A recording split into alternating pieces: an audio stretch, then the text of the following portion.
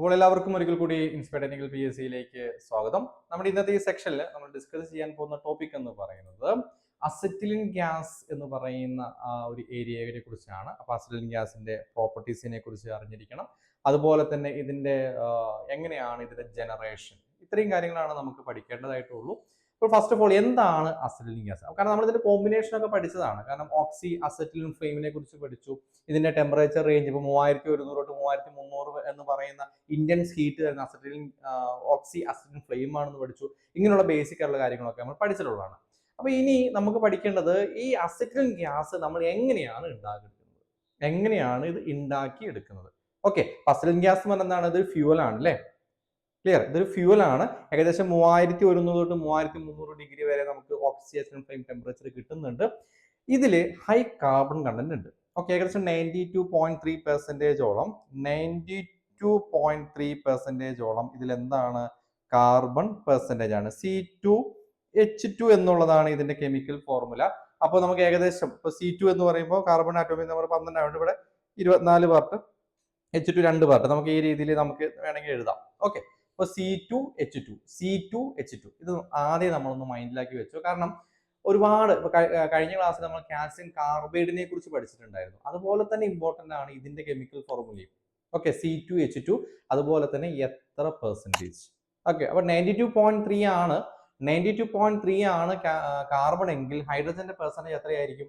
ഹൈഡ്രജന്റെ percentage എത്രയായിരിക്കും? എല്ലാവരും ഒന്ന് കമന്റ് ചെയ്തേ. എനിബഡി? എല്ലാവരും ഒന്ന് കമന്റ് ചെയ്തേ. നമ്മൾ ലൈവ് ക്ലാസ് ആയതുകൊണ്ട് ജസ്റ്റ് ചെറിയ ചെറിയ ചാറ്റ് ഒക്കെ വേണം. 7.7% ആണ് അല്ലേ? ഓക്കെ, ഷിജു പറഞ്ഞ പോലെ 7.7% ആയിരിക്കും. അപ്പൊ എന്തിന്റെ കണ്ടന്റ് എന്ന് പറയുന്നത്? അതായത് 7.7% ഹൈഡ്രജൻ. ഓക്കെ, അപ്പൊ chemical simple C2H2, 2 atoms of carbon plus 2 atoms of hydrogen. Clear. അപ്പൊ ഔട്ട് ഓഫ് 24 2 parts ഹൈഡ്രജൻ, 7.7%. പിന്നീട് നമുക്ക് അറിയേണ്ടതാണ് ഇതിന്റെ പ്രോപ്പർട്ടീസുമായി ബന്ധപ്പെട്ട കാര്യങ്ങളും അങ്ങനത്തെ കുറച്ച് കാര്യങ്ങൾ. പ്രധാനമായിട്ടും ഒന്ന് കെമിക്കൽ സിമ്പിൾ, ക്വസ്റ്റ്യൻ വരുന്ന ഏരിയ കേട്ടോ. ഒന്ന് കെമിക്കൽ സിമ്പിൾ, രണ്ടാമത് ഫ്ലെയിം ടെമ്പറേച്ചർ, കാർബൺ കണ്ടന്റ് എത്ര, ഹൈഡ്രജൻ കണ്ടന്റ് എത്ര, specific gravity of acetylene gas. Specific gravity എന്ന് പറയുന്നത് ഏകദേശം 0.9056 ആണ് വരുന്നത്. 0.9056 0.9056 എന്ന് പറയുമ്പോൾ എന്തിനേക്കാട്ടും എയറിനെക്കാട്ടും താഴെയാണ് അല്ലേ? ക്ലിയർ.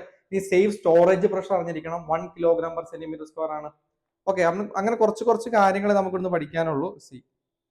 ഇതാണ് സ്പെസിഫിക് ഗ്രാവിറ്റി 0.9056. കളർലെസ് ആണ്, ഓർത്തിരിക്കുക.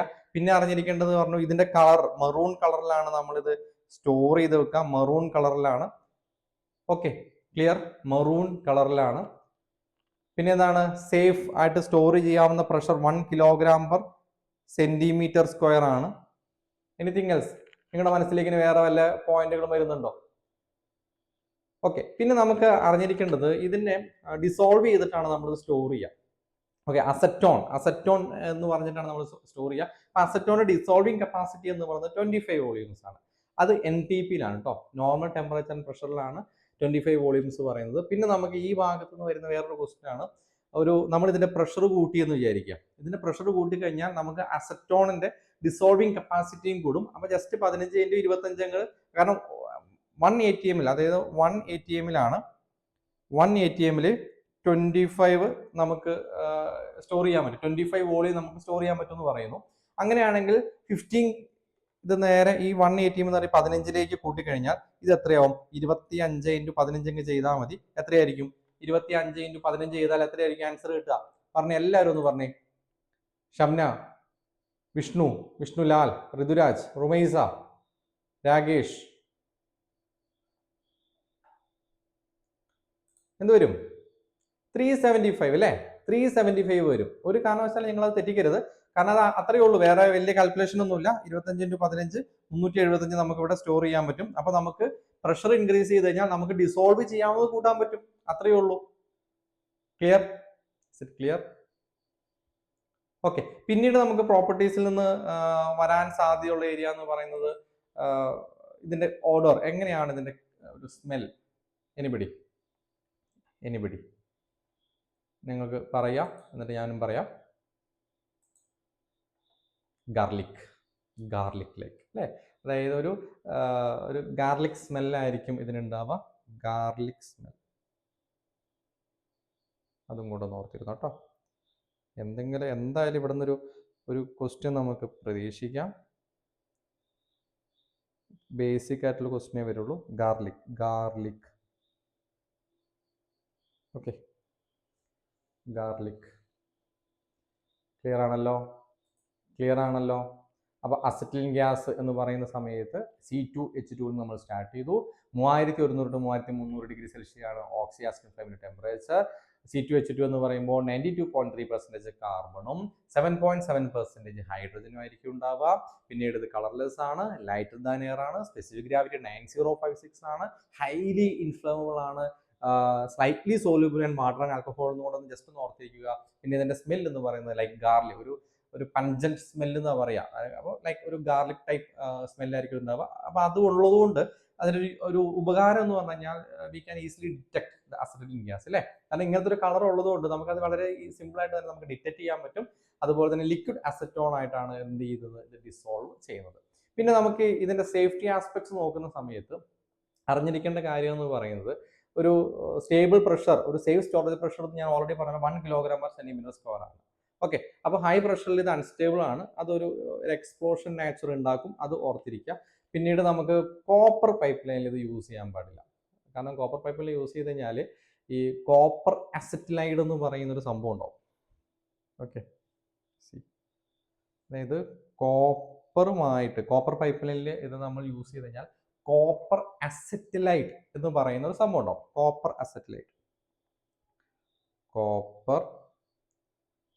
അസറ്റിലൈഡ് എന്ന് പറയുന്ന ഒരു സംഭവം. ഇത് എന്ന് പറയുന്നത് എന്താണ്, എക്സ്പ്ലോസീവ് ആണ്. അപ്പം നമ്മൾ എന്തിൽ യൂസ് ചെയ്യില്ല, അസറ്റിലിൻ ഗ്യാസ് കോപ്പർ പൈപ്പ് ലൈനിൽ യൂസ് ചെയ്യില്ല. അതുപോലെ തന്നെ നമ്മൾ എയറിൽ ഇതിന്റെ പെർസെൻറ്റേജ് എന്ന് പറയുന്നത് ഒരു 40% കൂടുതലായി കഴിഞ്ഞാൽ നമുക്ക് സഫോക്കേഷൻ ഉണ്ടാവും, ശ്വാസം മുട്ടുണ്ടാവും. അപ്പോൾ അതും പ്രശ്നമാണ്. ഓക്കെ, ക്ലിയർ ആണല്ലോ. പിന്നീട് ഞാൻ NTPയുടെ കാര്യം പറഞ്ഞു, സ്റ്റാൻഡേർഡ് ടെമ്പറേച്ചർ ആൻഡ് പ്രഷറിൽ 1 kg/cm² എന്ന് പറഞ്ഞു. അപ്പോൾ എൻ്റെ ചോദ്യം ഇതാണ്, എന്താണ് NTP? ഒരു സ്റ്റാൻഡേർഡ് പ്രഷർ എത്രയാണ്, ടെമ്പറേച്ചർ എത്രയാണ്? ആർക്കെങ്കിലും? പ്രഷർ അറ്റ് NTP എന്ന് പറയുന്നത് ഏകദേശം 1.091 kg/cm² ആണ്. ടെമ്പറേച്ചർ NTP എന്ന് പറയുന്നത് 20 ഡിഗ്രി സെൽഷ്യസ് ആണ് കേട്ടോ. പിന്നെ നമുക്ക് ATM പ്രഷർ നമുക്ക് എല്ലാവർക്കും അറിയാം, 1 kg/cm², 760 mm of Hg. നമുക്ക് എങ്ങനെ വേണമെങ്കിലും അത് എഴുതാം. അപ്പോൾ അത് കുറച്ച് കാര്യങ്ങൾ, നോർമൽ ടെമ്പറേച്ചർ പ്രഷറിന്റെ കാര്യങ്ങളും കൂടെ ഓർത്തിരിക്കും. ഓക്കെ, പിന്നെ നമ്മൾ കഴിഞ്ഞ ക്ലാസ്സിൽ പറഞ്ഞിട്ടുണ്ടായിരുന്നു, നമുക്ക് 1 വോളിയം ഓഫ് അസറ്റിലിൻ കത്തിക്കാനായിട്ട് കംപ്ലീറ്റ്ലി കംപ്രഷൻ ചെയ്യാൻ വേണ്ടിയിട്ട് എത്ര വോളിയം ഓക്സിജൻ ആവശ്യമായിട്ട് വരുന്നുണ്ട്? അത് ഞങ്ങൾ ഇപ്പോൾ പറഞ്ഞേ പറ്റൂ. കാരണം കഴിഞ്ഞ ക്ലാസ് നമ്മൾ ഡിസ്കസ് ചെയ്ത പോയിന്റ് ആയതുകൊണ്ട് നമ്മൾ ഇനി അത് പറയാൻ നമ്മൾ ബാധ്യസ്ഥരാണ് അല്ലേ. 1 kilogram of acetylene completely burn ചെയ്യാൻ നമുക്ക് എത്ര ഓക്സിജൻ ആവശ്യമുണ്ട്? എനിബഡി? അശ്വിൻ, ശ്രീലാൽ, വിഷ്ണു, ഋതു, അമൽനാഥ്, വിഷ്ണുലാൽ, പിന്നെ ആരാ ഉള്ളേ? അജി, അഖിൽ ശശിധരൻ, അലക്സാണ്ടർ, അമലസ്നാഥ്, അരുൺ നാരായണൻ. 300? ഞാൻ ചോദിച്ചൊരു ക്വസ്റ്റ്യൻ എന്ന് പറയുന്നത്, 1 വോളിയം ഓഫ് അസറ്റിലിൻ എത്രത്തോളം ഓക്സിജൻ നീഡ് ഉണ്ട്? 2.5 വോളിയംസ് ഓഫ് ഓക്സിജൻ അല്ലേ. ക്ലിയർ ആണല്ലോ? ക്ലിയർ അല്ലേ? ഓക്കെ, ഇത്രയും കാര്യങ്ങൾ, ഞാൻ ഈ പറഞ്ഞ കാര്യങ്ങളൊന്നും എന്ത് ചെയ്യരുത്, യാതൊരുവിധ സംശയം ഉണ്ടാകാൻ പാടില്ല.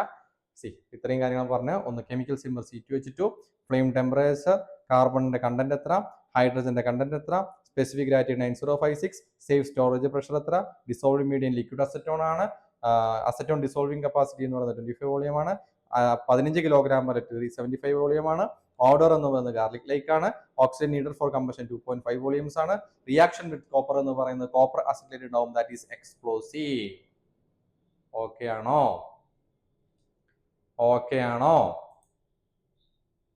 ഡൺ.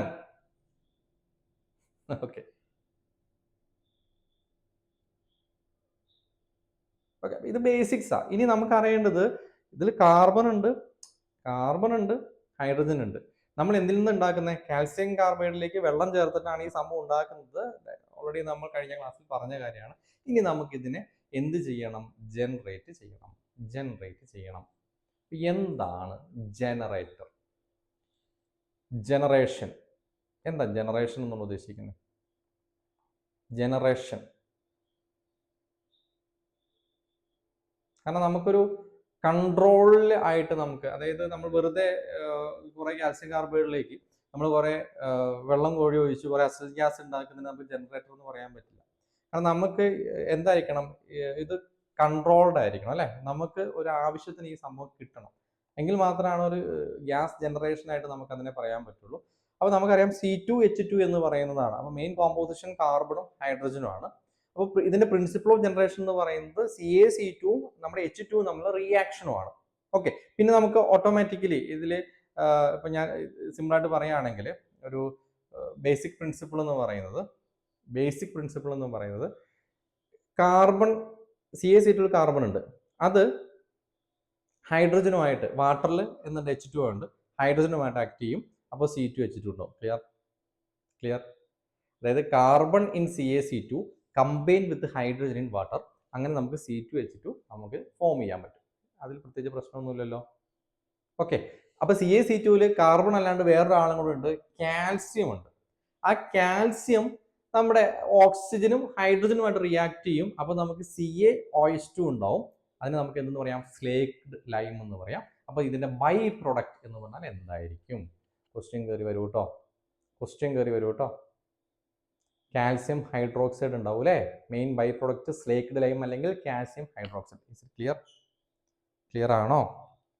ഇതിന്റെ ജനറേഷന്റെ കേസിൽ ഓർത്തിരിക്കേണ്ടത് ഇത് C2H2 ആണ് നമ്മുടെ basic chemical formula. Main composition കാർബണും ഹൈഡ്രജനും ആണ്. അപ്പൊ CaC2ഉം H2ഉം തമ്മിലുള്ള റിയാക്ഷനിൽ നിന്നാണ് നമുക്ക് ഈ സംഭവം ഉണ്ടാകുന്നത്. അപ്പം ഇവിടെ CaC2ൽ നിന്ന് കാർബണും ഇവിടുത്തെ H2ഉം കൂടെ കഴിഞ്ഞാൽ നമുക്ക് എന്ത് കിട്ടി? നമ്മുടെ അസിറ്റൽ ഗ്യാസ് കിട്ടി. പിന്നെ ബാക്കി ആരുണ്ട്? നമ്മുടെ Ca ഉണ്ട്. പിന്നെ ആരുണ്ട്? നമ്മുടെ ഓക്സിജൻ ഉണ്ട്. Okay, clear? അവിടെ നമുക്ക് എന്ത് കിട്ടും? കാൽസ്യം ഹൈഡ്രോക്സൈഡ് കിട്ടും. Okay, clear? അതിന് സ്ലേക്ക് ലൈം. അപ്പൊ മെയിൻ ബൈ പ്രൊഡക്റ്റ് എന്ന് പറയുന്നത് സ്ലേക്ക് ലൈം അല്ലെങ്കിൽ കാൽസ്യം ഹൈഡ്രോക്സൈഡ് ആണ്. അപ്പൊ ഇത് എങ്ങനെയൊക്കെ നമുക്ക് ഉണ്ടാക്കിയെടുക്കാം? അതായത് രണ്ട് മെത്തേഡ് ഉണ്ട്. ഒന്ന് വാട്ടർ ടു കാർബൈഡ്, അതായത് കാർബൈഡിലേക്ക് വാട്ടർ ഒഴിക്കാം, നേരെ തിരിച്ച് കാർബൈഡ് ടു വാട്ടർ. ഇപ്പൊ രണ്ട് മെത്തേഡ് നമുക്ക് യൂസ് ചെയ്യാം. ഇതെന്ന് പറയുന്നത് ഒരു ലോ പ്രഷറിലാണ്, ലോ പ്രഷർ ആയിട്ട് നമുക്ക് കിട്ടുന്നതിനാണ്. ഇതൊരു മീഡിയം പ്രഷറിലേക്കൊക്കെ നമുക്ക് കിട്ടാൻ വേണ്ടിയിട്ടാണ്, അല്ലെങ്കിൽ ഇൻഡസ്ട്രി ആപ്ലിക്കേഷന് കൂടുതലായിട്ട് കാർബൈഡ് ടു വാട്ടർ ആണ്. ഓക്കെ, ഇതൊരു മീഡിയം പ്രഷറാണ് നമുക്ക് തരിക, ഇത് ലോ പ്രഷറാണ് നമുക്ക് തരിക. ഓക്കെ ആണല്ലോ? ക്ലിയർ? ഈ രണ്ട് പോയിന്റ്സ് ഒന്ന് നോട്ട് ചെയ്തേക്ക് കേട്ടോ. ഈ രണ്ട് പോയിന്റ്സ് സ്ലൈഡ് ഞാൻ ഷെയർ ചെയ്യുന്നുണ്ട്. ഇപ്പൊ കേൾക്കുകയാണെങ്കിൽ കേട്ടോളൂ, നോട്ടീസ് ചെയ്യുകയാണെങ്കിൽ നോട്ട് ചെയ്തോളൂ, എങ്ങനെയായാലും കുഴപ്പമൊന്നുമില്ല.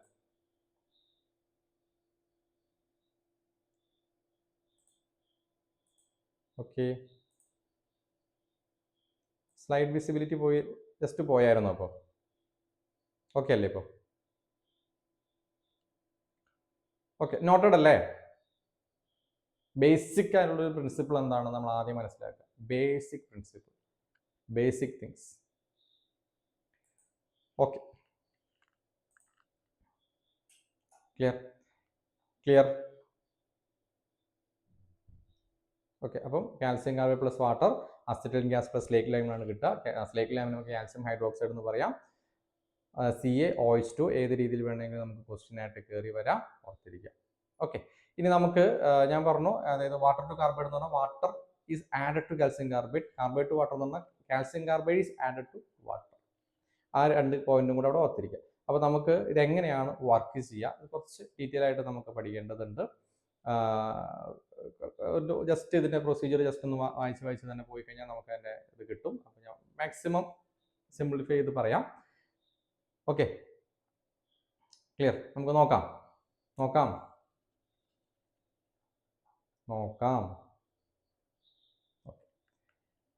ഓർത്തിരിക്കുക.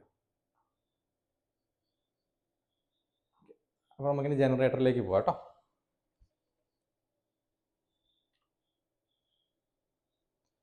ഇപ്പൊ ജനറേറ്റർ ടു മെത്തേഡ്സ്, ഒന്ന് carbide to water and water to carbide. Water to carbide എന്ന് പറഞ്ഞാൽ ലോ പ്രഷറാണ്, കാർബൈഡ് ടു വാട്ടർ എന്ന് പറഞ്ഞു കഴിഞ്ഞാൽ മീഡിയം പ്രഷറാണ്. ഇനി ഇതാണ് നമ്മുടെ water to carbide acetylene gas generator. ആദ്യം നിങ്ങൾ എന്ത് ചെയ്യുക, ഈ ഫിഗർ കാണാൻ പറ്റുന്നുണ്ടെന്ന് ഞാൻ വിശ്വസിക്കുന്നു. സൂം ചെയ്തിട്ട് ഒരു ജനറൽ ഔട്ട്ലൈൻ ഉണ്ടാക്കിയെടുക്കുക. അതിലെ കാര്യങ്ങളൊക്കെ ഒന്ന് ജസ്റ്റ് ഒരു ജനറൽ ഔട്ട്ലൈൻ ഉണ്ടാക്കിയെടുക്കുക. കാരണം ഇത് എന്ന് പറയുന്നത് ഒരു ലോ പ്രഷർ ജനറേറ്റർ ആണ്. അതായത് മാക്സിമം നമുക്ക് കിട്ടുന്ന പ്രഷർ എന്ന് പറയുന്നത് ഒരു അപ് ടു 0.17 kg/cm² ആണ്. ഇവിടെ എന്താ ചെയ്യുന്നത്, water falls on calcium carbide to generate gas. പിന്നെ ഇവിടുത്തെ ഇതിന്റെ വാട്ടറിനെ കൺട്രോൾ ചെയ്യാൻ വേണ്ടി ഒരു ഫ്ലോട്ട് വാൽവ് ഉണ്ട്, ഒരു carbide container at the bottom ഉണ്ട്. അതുപോലെ തന്നെ അസിഡിൻ ഗ്യാസ് കളക്ട് ചെയ്യാൻ വേണ്ടി ഒരു റൈസിംഗ് ബെല്ലുണ്ട്. ഈ റൈസിംഗ് ബെല്ലാണ് നമ്മൾ എന്ത് ചെയ്യുന്നത്, വാട്ടറിനെ, അതായത് ഇനഫ് നമുക്കാവുന്ന സമയത്ത് റൈസിംഗ് ബെല്ല് നമ്മൾ വാട്ടറിന്റെ കണക്ഷനെ ഓട്ടോമാറ്റിക് കട്ട് ഓഫ് ചെയ്യുകയാണ് ചെയ്യുക. ഓക്കെ, അപ്പോൾ ഇനഫ് ഗ്യാസ് നമ്മൾ പ്രൊഡ്യൂസ് ചെയ്ത് കഴിഞ്ഞാൽ വാട്ടർ ബെല്ല് കട്ട് ഓഫ് ചെയ്യും. അപ്പോൾ എന്തൊക്കെയുണ്ട്, പിന്നെ ഒരു ഗ്യാസ് ഔട്ട്ലെറ്റ് പൈപ്പ് ഉണ്ട്, സേഫ്റ്റി ഔട്ട്ലെറ്റ് പൈപ്പ് ഉണ്ട്, വാട്ടർ കൺട്രോൾ വാൽവ് ഉണ്ട്, ഗ്യാസ് കളക്ഷൻ പൈപ്പ് ഉണ്ട്, ഹൈഡ്രോളിക് സീൽ സിസ്റ്റം ഉണ്ട്. ഇത്രയാണ് ഇതിന്റെ പ്രധാനപ്പെട്ട ഭാഗങ്ങൾ. അപ്പോൾ ഇതിന്റെ വർക്കിംഗ് പ്രിൻസിപ്പിൾ ഞാനൊന്ന് പറയാം. ഫിഗർ വെച്ച് തന്നെ നോക്കിക്കോ. ആദ്യത്തെ എന്ന് പറയുന്നത് വാട്ടർ ഫില്ലിംഗ് ആണ്. അതായത് ഈ ഔട്ടർ വെസലിൽ നമ്മൾ മാക്സിമം നമുക്ക് വേണ്ട വാട്ടർ നമ്മൾ എന്ത് ചെയ്യുന്നു, ഫില്ല് ചെയ്യുന്നു. എന്നിട്ട് നമ്മൾ എന്ത് ചെയ്യും, വാട്ടർ ടാപ്പ് ടേൺ ഓഫ് അല്ലേ, അതായത് നമുക്ക് സഫിഷ്യൻ ലെവൽ ആകുമ്പോൾ നമ്മൾ വാട്ടർ ടാപ്പ് നമ്മൾ ഓഫ് ചെയ്ത് വെക്കുന്നു. ഈ നെക്സ്റ്റ് എന്ത് ചെയ്യും, ഈ കാൽസ്യം കാർബൈഡ് ഏറ്റവും ബോട്ടത്തിൽ ഒരു കാർബൈഡിന്റെ ഡോർ കാണാം, ഇവിടെ വെച്ച് നമ്മൾ ഇവിടേക്ക് ഫില്ല് ചെയ്യുന്നു. അപ്പോൾ ഇവിടെ നമുക്ക് കാർബൈഡ് നമ്മൾ ഫില്ല് ചെയ്തു. ഓക്കെ, ഇനി ഗ്യാസ് ജനറേഷൻ ബിഗിൻ ചെയ്യുന്ന എപ്പോഴായിരിക്കും, അതായത് ഈ വാട്ടർ ഈ പൈപ്പിൽ കൂടെ ഫ്ലോ ത്രൂ ചെയ്ത് കഴിഞ്ഞാൽ, എന്നിട്ട് ഈ കാർബൈഡ് കണ്ടന്റിന്റെ ഉള്ളിലേക്ക് എത്തിക്കഴിഞ്ഞാലാണ് എന്ത് ചെയ്യുന്നത്, ഗ്യാസ് ജനറേഷൻ ബിഗിൻ ചെയ്യുക. അവിടെയാണ് CaC2 H2O തമ്മിൽ റിയാക്ഷൻ ചെയ്ത് C2H2 CaOH2 ഉണ്ടാവുള്ളൂ. ഓക്കെ, ക്ലിയർ ആണല്ലോ. അപ്പൊ അങ്ങനെ CaH2 ഉണ്ടായി. അങ്ങനെ ഉണ്ടായി കഴിഞ്ഞാൽ എന്ത് ചെയ്യും, ഈ ഗ്യാസ് നമുക്ക് കളക്ട് ചെയ്യണം അല്ലെ. കാരണം ജനറേറ്റർ എന്ന് പറഞ്ഞു കഴിഞ്ഞാൽ നമുക്ക് പുറത്തേക്ക് കിട്ടണം. We need to use that അല്ലെ.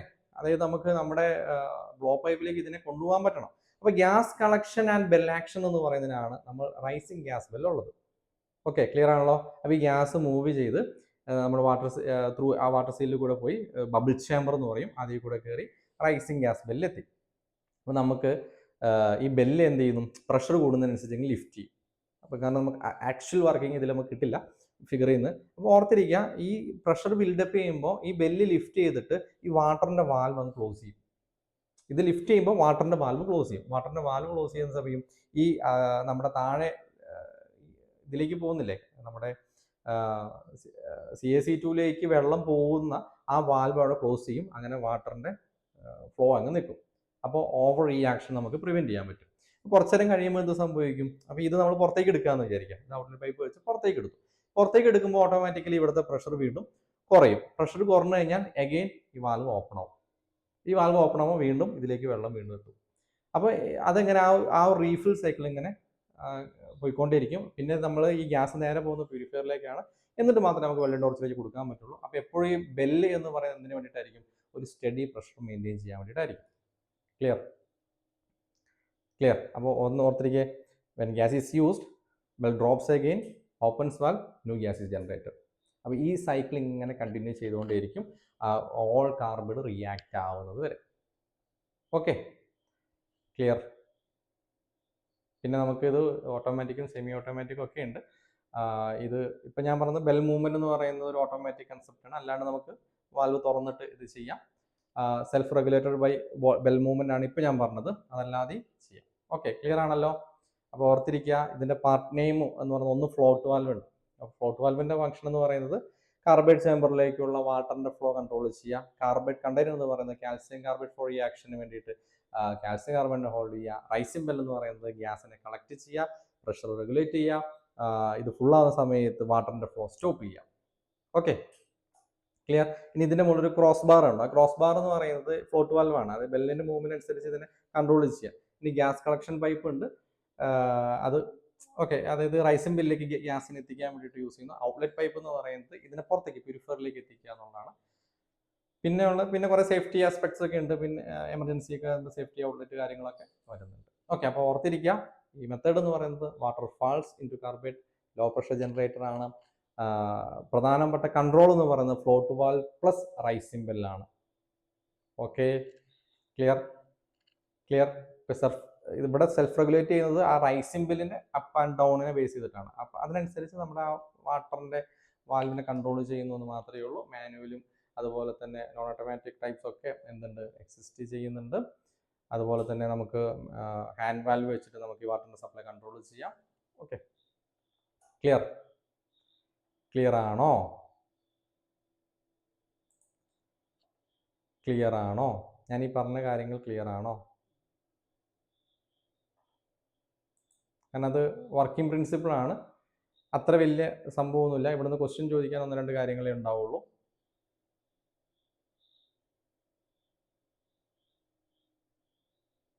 അശ്വിൻ, അലക്സാണ്ടർ, വിഷ്ണു, ഷബ്ന, ഋതുരാജ്, ജസ്റ്റ് ഒന്ന് raise a hand option use ചെയ്ത് കഴിഞ്ഞാൽ ക്ലിയർ ആയി എന്ന് തന്നെ ഞാൻ വിശ്വസിച്ച് മുമ്പോട്ട് പോകാൻ പറ്റും. Okay, clear? സി, ഇത്രയേ ഉള്ളൂ അല്ലേ? ഇവിടെയാണ് നമ്മുടെ കണ്ടെയ്നർ കാർബൈഡ്, ഇതാണ് നമ്മുടെ ഫ്ലോട്ട് വാൽവ്, ഇവിടെയാണ് നമ്മുടെ റൈസ് സിംബലിൻ്റെ ആക്ഷൻ വരുന്നത്. ഓക്കെ, അപ്പോൾ നമ്മൾ പഠിച്ച പോയിന്റുകൾ നമ്മൾ നോക്കാം. പാർട്ട് നെയിം ഒന്ന് ഫ്ലോട്ട് വാൽവ് എന്ന് പറയുന്നത് control water flow into carbide chamber. Carbide container എന്ന് പറയുന്നത് ഇതിനെ നമുക്ക് ഹോൾഡ് ചെയ്യാം. റൈസ് സിംബൽ എന്ന് പറഞ്ഞാൽ collect gas, regulates pressure, stop water flow, bend full. Okay, cross bar എന്ന് പറയുന്നത് ഫ്ലോട്ട് വാൽവിൻ്റെ കൺട്രോളാണ്. ഗ്യാസ് കളക്ഷൻ പൈപ്പ് എന്ന് പറയുന്നത് റൈസ് സിംബലിലേക്ക് ഗ്യാസിനെ ഡയറക്റ്റ് ചെയ്യാനാണ്. ഓക്കെ, ക്ലിയർ ആണല്ലോ? ക്ലിയർ ആണല്ലോ? ഓക്കെ, ഇവിടെ നിന്ന് ഈ ഭാഗത്ത് നിന്ന് അങ്ങനെ വലിയ ക്വസ്റ്റ്യൻസ് എക്സ്പെക്ട് ചെയ്യുന്നില്ല. കാരണം ഈ ഒരു ഇത് മാത്രമാണ് ഇവിടെ നിന്ന് ഈ വരുന്നത് സ്ലീക്ക് ലൈം കാൽസ്യം ഹൈഡ്രോക്സിന്റെ കേസ് മാത്രമേ ക്വസ്റ്റ്യൻ ആയിട്ട് കയറി വരുള്ളൂ. പിന്നെ നമുക്ക് കുറച്ച് ക്വസ്റ്റ്യൻ കയറി വരാൻ സാധ്യതയുള്ള നെക്സ്റ്റ് ജനറേറ്റർ ആണ്, അത് കുറച്ച് ഡീറ്റെയിൽ ആയിട്ട് നമുക്കുണ്ട്. അതുപോലെ തന്നെ അതിന്റെ കൂടെ തന്നെ നമുക്ക് പ്യൂരിഫയർ എടുക്കേണ്ടതുണ്ട്, അതൊരു ക്ലാസ്സിന്റെ ആവശ്യമുണ്ട്. അപ്പം അധികം ബോറടിപ്പിക്കുന്നില്ല. അടുത്ത ക്ലാസ്സോട് കഴിയുമ്പോൾ നമ്മൾ ആ ഒരു പോർഷനും കൂടെ കംപ്ലീറ്റ് ആവും. ഇതിന്റെ മോക്ക് ടെസ്റ്റ് ഞാൻ നാളെ തന്നെ അപ്ഡേറ്റ് ചെയ്യുന്നതായിരിക്കും. എല്ലാവരും മോക്ക് ടെസ്റ്റ് കൃത്യമായിട്ട് തന്നെ ചെയ്യണം കേട്ടോ. ഞാൻ വളരെ, അതായത് ഒരു 50-100 മാർക്കിന്റെ ഒറ്റ ടെസ്റ്റ് അല്ലാണ്ട് വളരെ സിമ്പിളായിട്ട് ഓരോ കുഞ്ഞു ടോപ്പിക്കും എടുത്ത് അതിൽ നിന്ന് ക്വസ്റ്റ്യൻസ് മാക്സിമം ജനറേറ്റ് ചെയ്ത് ഇടുന്നുണ്ട്. അപ്പോൾ അത് എന്ത് ചെയ്യുക, എല്ലാവരും ഒന്ന് പ്രാക്ടീസ് ചെയ്യാം. ഓക്കെ, എല്ലാവരും ചെയ്യുന്നുണ്ടല്ലോ അല്ലേ? Any doubts? ഇന്നത്തെ സെക്ഷനിൽ എന്തെങ്കിലും ഡൗട്ട് ഉണ്ടോ?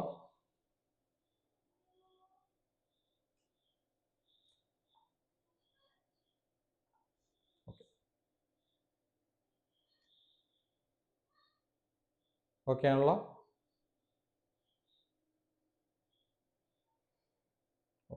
അങ്ങനെ എന്താ ക്ലാസ് മെല്ലെ വൈൻഡപ്പ് ചെയ്യാം. അടുത്ത ക്ലാസ് ഈ വീക്ക് തന്നെ ഒരു ദിവസം നമുക്ക് ഇതുപോലെ ഈവനിങ് പ്ലാൻ ചെയ്യാം.